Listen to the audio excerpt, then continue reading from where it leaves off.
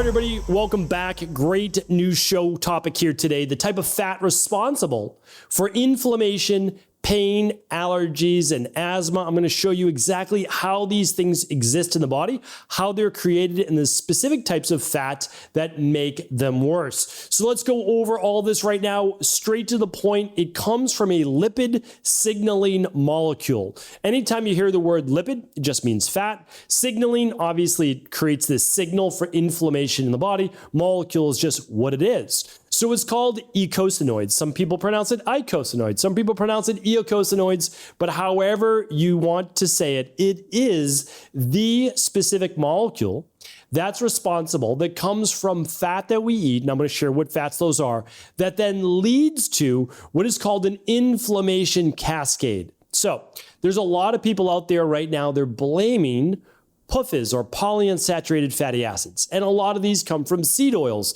It can come from canola oil. It can come from different types of maybe sunflower, safflower, all of these different types. And while I say, okay, some of those can be bad, no doubt about it. I'm not saying that canola oil is good for us. Really, it's the oxidation that causes the negative effects, because we know that there are healthy forms of those nuts that we just spoke about. So if you eat macadamia, walnuts, pecans, almonds, in the literature, in the science, all of those are healthy for you.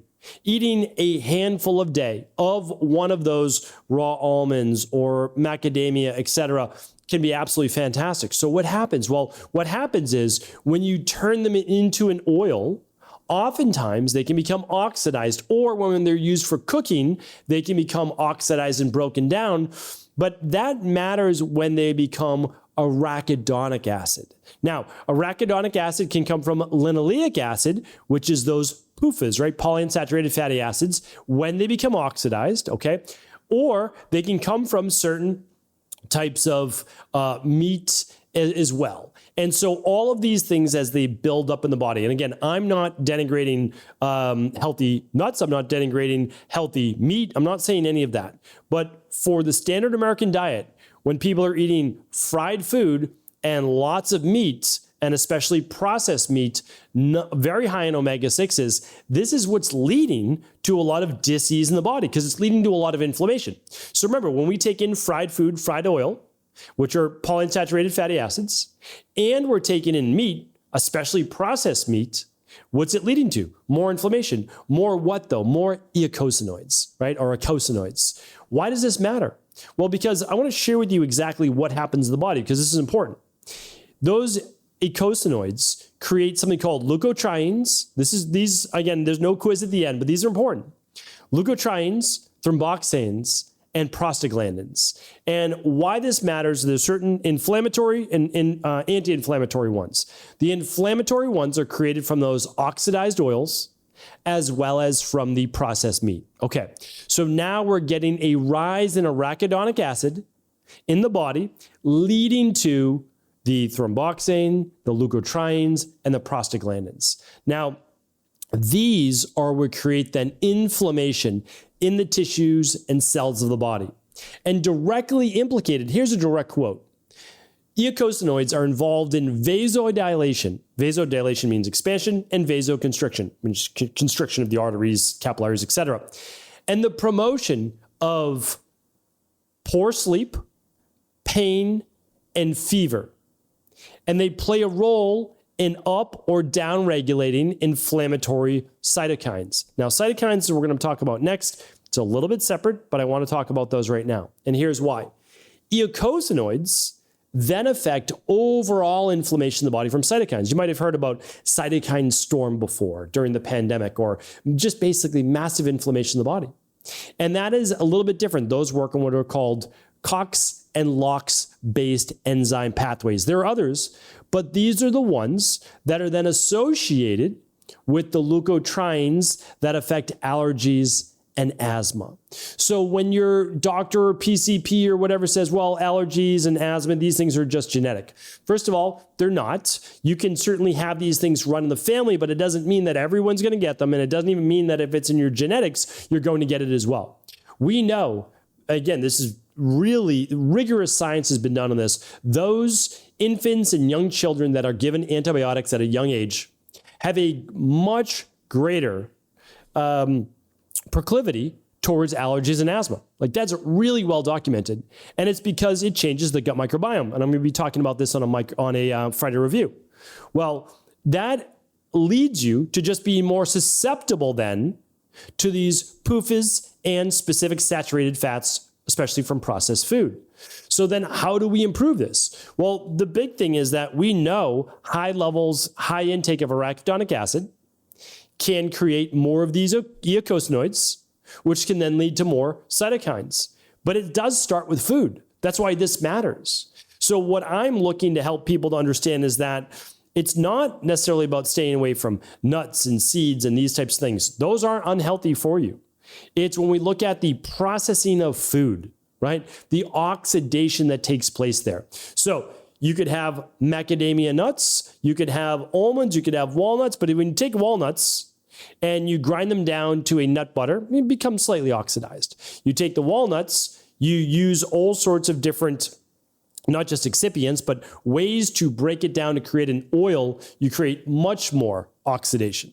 Same goes obviously for canola oil, corn oil, etc., and especially for soybean oil. So our goal is to stay away from a lot of these processed oils in general. That's our goal. The healthiest ones, clinically proven, olive oil. That's the healthiest by far. There's not even a second place. Second place, you might say, or let's say third place would be more like an avocado oil.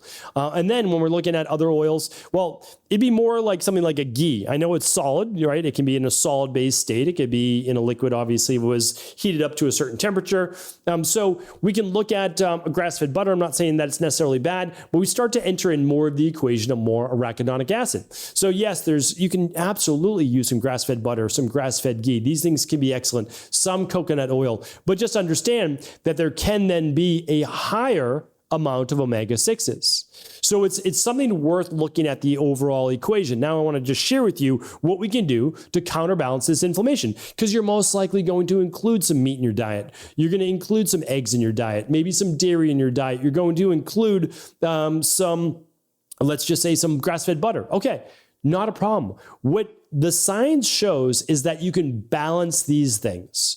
So when it comes to eicosanoids, how can you balance them? Well, you can balance them with omega-3s. That's kind of what we're missing. And you might say, well, I'm eating grass-fed meat. Great. Like, that's a much better choice. Or I'm eating something like more wild-based game like elk or bison, even less fat, right? They're leaner. They contain less fat overall. And no matter what, those are not going to be higher omega-3 than omega-6. I've asked people before, farmers, everyone, they say, oh no, ours are equal 1-to-1 omega-6 to omega-3s.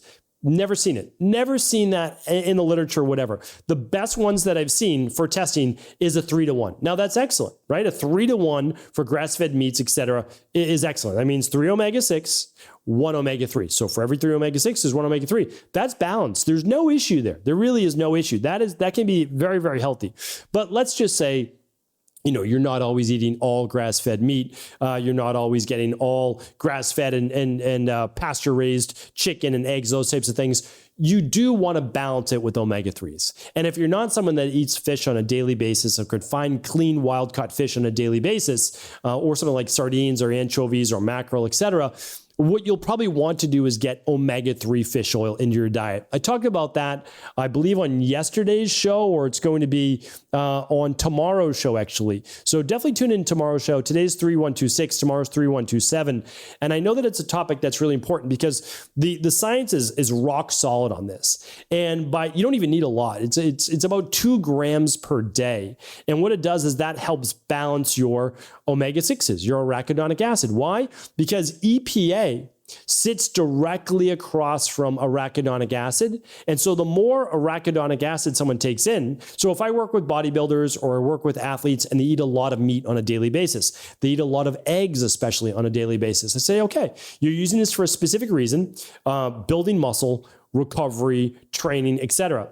no problem, but it is going to create a good amount of inflammation. So we can't deny that, right? So what we do is we just increase their omega-3s. So we don't use a ton, but for them, we'll use 3 grams or so, maybe even just a little bit more based on the amount. If they're taking in 250 grams a day of protein and a lot of that is meat, I just need to balance it. I can't just put my head in the sand and say, oh, it doesn't exist. I don't want to go above 2 grams a day of omega-3s. No, I need to do something that actually balances that. So for the average individual, taking in maybe 100 grams or so of protein per day, maybe 120, 30 maximum. There's really, the science is rock solid on the lab testing as well. And you can test your own levels, about 2 grams per day. All right, so this is pretty simple, pretty straightforward, higher EPA than DHA. If you want to test your own omega-3 levels right from home, you can do that at stephencabral.com/labs. You can see the inflammation test, or of course you can see if there's any available for that month. We always give away for new lab clients at stephencabral.com/inflammation. So that's a great way to test your own levels, but you'll just, in general, we use Equilife. We use 2 grams a day of daily omega-3 support. That's been shown on over 10,000 lab tests to be able to balance that to a 3-to-1. But again, you do what you feel makes best sense for you, and also working with your practitioner. All right, so now let's get to the cytokines though, because we know these inflammatory lipid signaling molecules, the eicosanoids, lead to greater cytokine production. Okay, so how do we balance those? Those are a little bit different. Yes, we can use the omega-3s and should use them because obviously it's a downstream effect, right? It's an inflammation cascade. But once those cytokines are produced, leading to then other forms of inflammation, right? What do we need? Well, what we need for those specifically are herbs. Those herbs are Indian frankincense, they're turmeric, quercetin can work great, ginger, green tea, and also purple veggies from nature. So all of those things are very powerful at actually squelching these specific types of cytokines. We use a product called Inflamma Soothe, and it works phenomenally well. I can't link up any nutritional supplements today, but you can always find them just at stephencabral.com/shop. That'll take you over to Equilife. But again, just look at the ingredients we use, and then you can use whatever brand you feel works best for you. That's always a great way to do it. So here's the thing though. By combining omega-3s is what I'm sharing with you. Now, that can be from fish 5 times a week or more. It can be from wild salmon, wild trout, sardines, mackerel, or anchovies, or omega-3 supplementation, higher EPA than DHA fish oil, and eating purple-based veggies, green tea, ginger, Indian frankincense, also called Flex or Boswellia, and then turmeric.